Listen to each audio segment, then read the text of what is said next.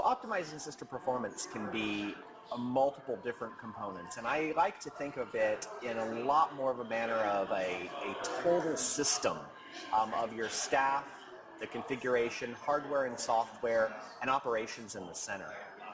Specifically, when you start talking about the staff and the operation, you can look at the policies and the procedures of a center.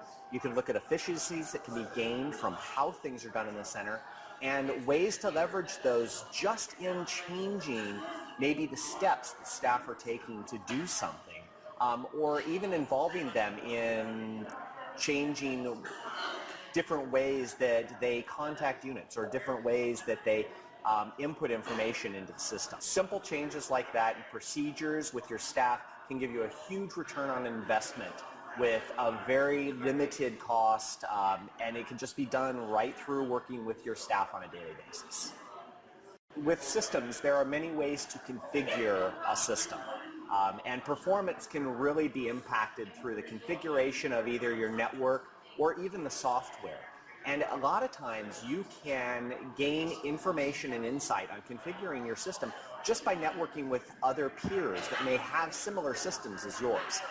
It can be new hardware that would make a difference. It can be new solutions. It also can be in the architecture of the network that you're using.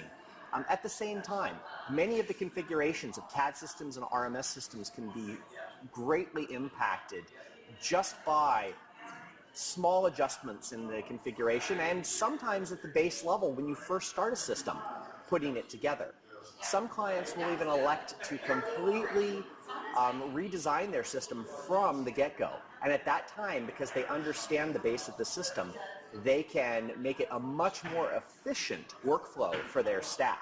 From the base design of the code files all the way through the procedures that are used by the dispatchers, you can build something that works within the center, not only to provide operational level of consistency, but really be able to provide an efficiency in everything that's done by the dispatcher. One of the other key things to keeping system performance up to speed and really to be as good as it can is to plan for the future.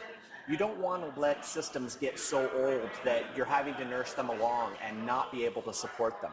You want to keep up with your Windows updates. You want to keep your software for your operating system up to speed. Do your maintenance. You look at your databases, clean the databases out, do routines that you're actually purging the data. Keep it as clean, lean, and mean as you can, because that's really going to keep your system up to speed. If you keep up with that, be sure you plan for the future. I can't emphasize that enough. Servers that get old, they slow down.